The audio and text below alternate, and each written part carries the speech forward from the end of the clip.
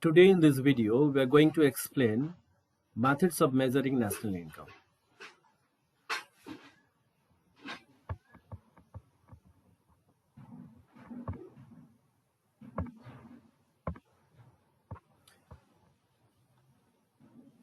We are aware that production, income, and expenditure are three related phases which go on continuously in an economy.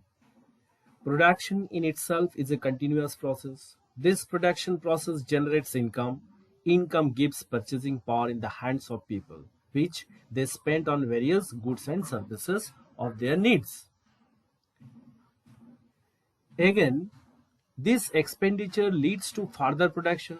Thus, there is a circular flow of production, income, and expenditure in the economy. The measurement of these three related phases of production, income, and expenditure is very important from economist's point of view. They represent the same thing from three different angles. When we measure these three flows at different stages, this gives us three methods of measuring national income. These are product method, that is value added method, income method, and expenditure method.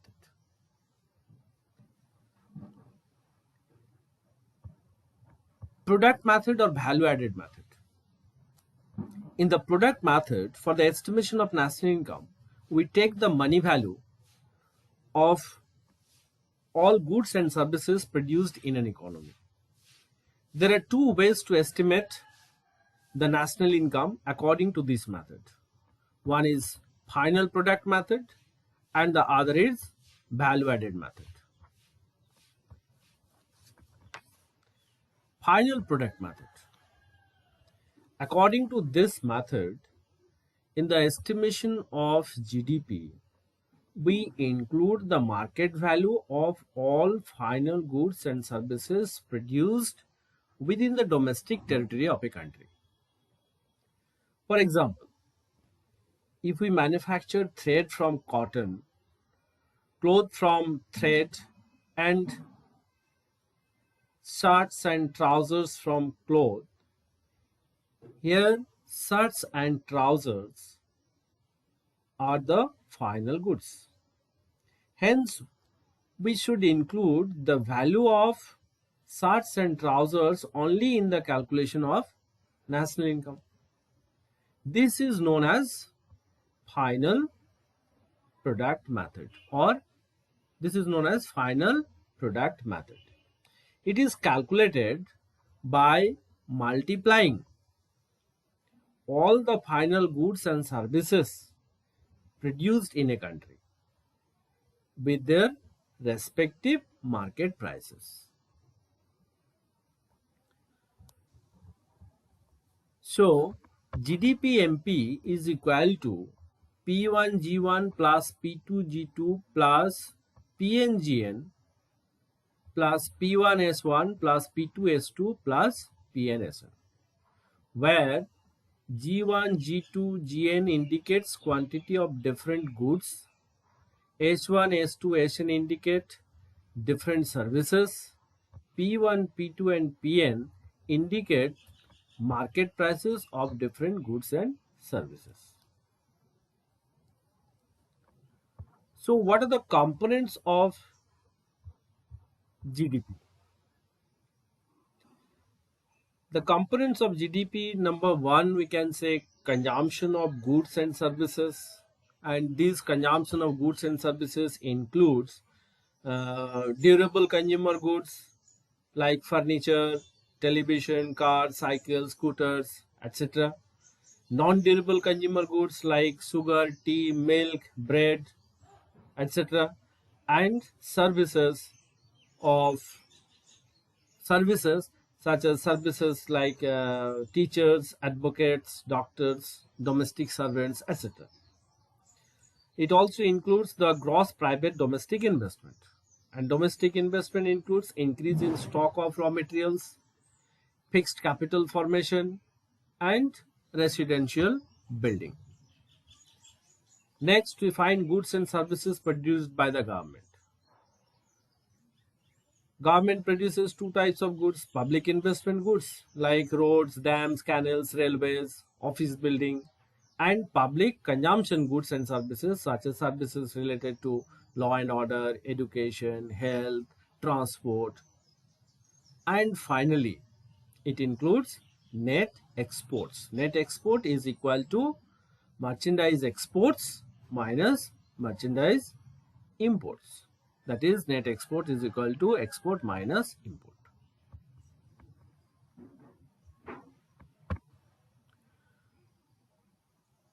Next is value added method. In order to avoid the problem of double counting, economists use the value added method.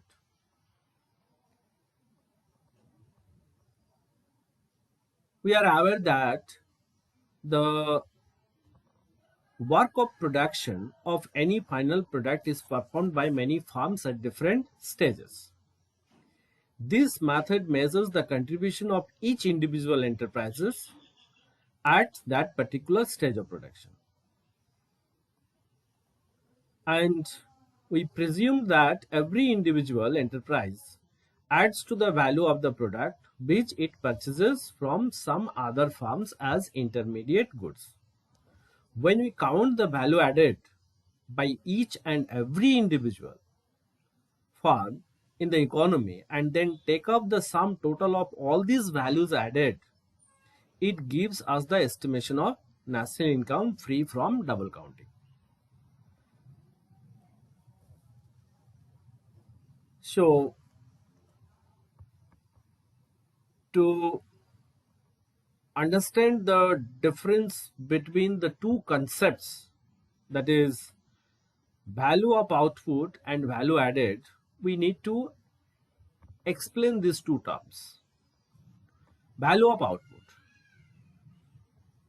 Value of output or value of gross output is the total cost of producing gross output. It includes intermediate consumption, that is purchases from other firms. Value of output can be estimated in two ways. Value of output is equal to output into price. That is, when we multiply the product of an enterprise to its market price, it gives us the value of output of a particular firm. And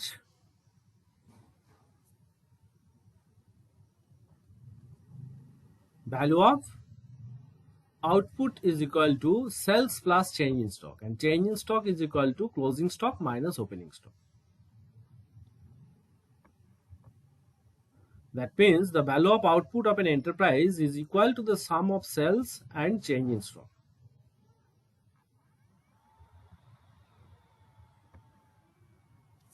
Now let us come to the value added or gross value added. Value added is defined as the contribution of the firm to the current flow of goods and services. How is the value added by an individual enterprise calculated? When you deduct purchases from other firms or intermediate consumption from the value of gross output, it gives the value added by the firm. Thus, gross value added or value added is equal to value of output minus intermediate consumption. So in this way, we should clearly understand the difference between the value of output and value added. Value of output is a bigger concept, and the value added is a part of it.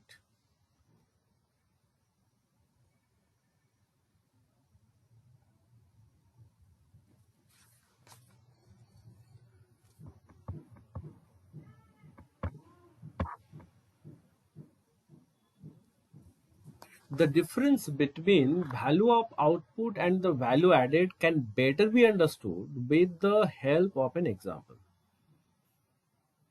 Suppose a cloth mill produces 200 meters of cloth and the market price of cloth is say rupees 5 per meter. The value of output of these cloth mills is equal to rupees 1000, that is 200 multiplied by rupees 5 is equal to 1000. But this cannot be regarded as its contribution to the country's national income. Why? Actually, this cloth mill has purchased cotton worth rupees 600 from the farmers. It means the value of cotton is included in the value of cloth.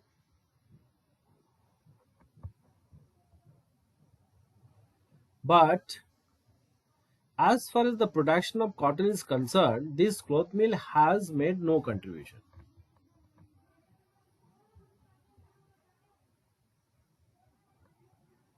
This cloth mill has produced cloth by working on the cotton which it has purchased from other production unit, that is from the farmer. How much is purchased? 1000.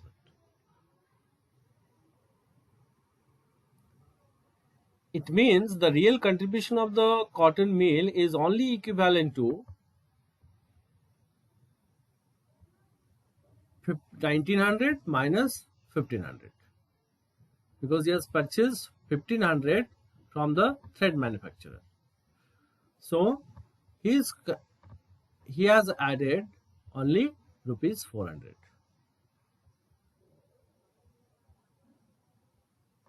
This is called value added by the farmer. So farmer added 1000, thread manufacturer added 500, cloth mill added 400, and garment manufacturer added 600.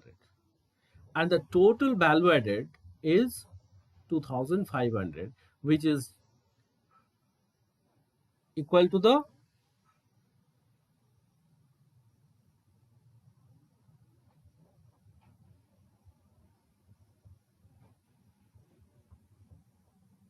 value of output minus intermediate consumption.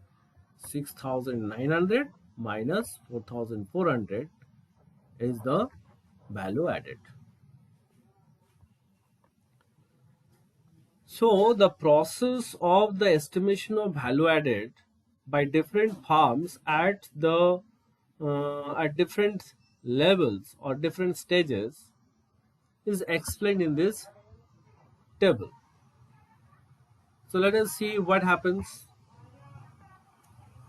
The process of estimation added by different farms. The table shows that the gross value added by the farmer, thread manufacturer, cloth mill, and the ready-made garment manufacturer are respectively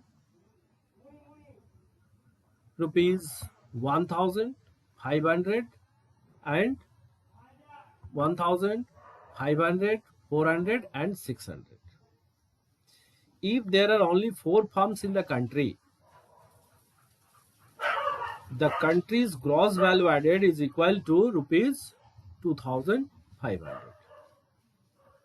Now when we deduct the total value of intermediate consumption by all 3 farms from the country's total value of output, we get country's gross value added. So therefore the formula comes gross value added is equal to total value of gross output minus total value of intermediate consumption.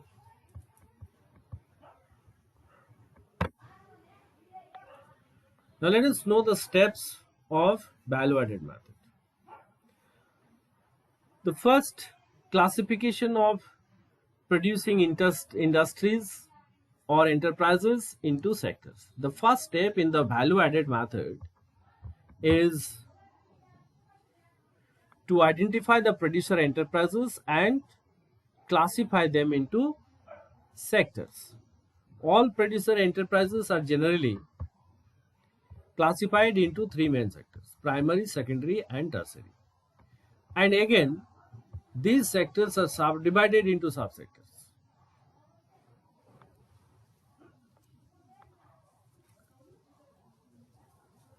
Estimation of value added by individual enterprises. The second step is to estimate the value added by each individual enterprises. In this process, first of all, we estimate gross value or value of gross output of individual farm, that is physical output into price, or value of firm's output, sales plus change in stock, that is opening closing stock minus opening stock, or and where the sales is equal to domestic sales plus export. Export is the part of domestic production because goods are produced within the country which are exported. So this is the part of domestic production, and hence export is a part of value added, or it is a part of sales. Then how to estimate the gross value added at market price?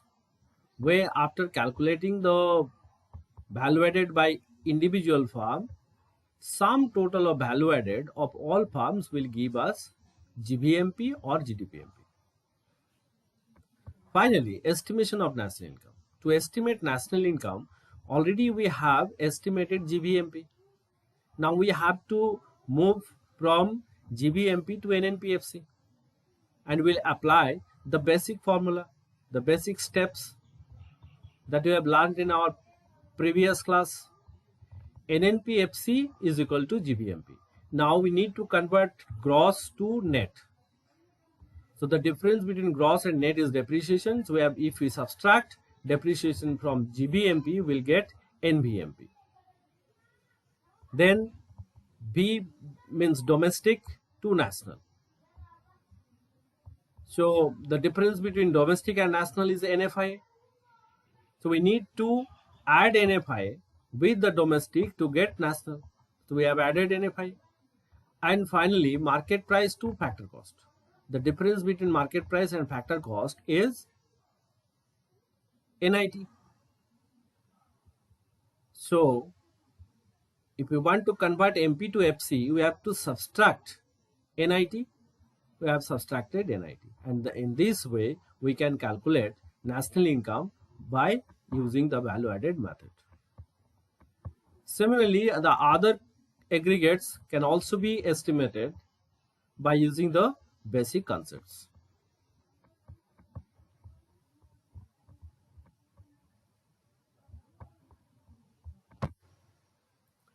What are the precautions of value added method?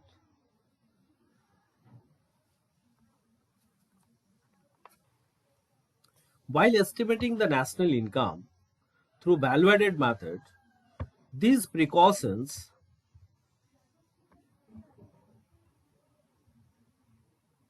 should be observed. Number one, net increase in stock should be included. That is closing minus opening. Whatever the balance will come, increase in stock will be added, and if there is negative balance or decrease in stock, then that should be subtracted. Own account of production of fixed assets by all the producers should be included in the estimation of national income. Non-marketed goods and services for self-consumption should not be included. The goods which are not marketed for self-consumption should not be included. Imputed rent of owner-occupied houses should be properly counted and included in the estimation of national income, because this is treated as a factor income. If the same houses given on rent elsewhere, it could have earned the certain amount of rent. So rent should be properly calculated and it should be included. Sale and purchase of second-hand goods should not be included because it does not enter into the current year production. It has already been included originally, the year of production. So it should not be included. If we include it, there will be a problem of double counting. However, brokerage and commission earned thereon should be included because this is a factor income. Next, purchase and sale of shares and bonds should not be included. These are the mere transfer of papers. There is no value addition in the economy for these transactions. Purchase and sale of shares, new shares or old shares, whatever, bonds, stocks should not be included. The value of intermediate goods should not be included. So another thing is what? The value of intermediate goods should not be included. So we subtract while calculating the value added from value of output. Value of output minus intermediate consumption or intermediate goods. So these are the precautions we need to take care while estimating national income by value added method. That's all for today. Thank you.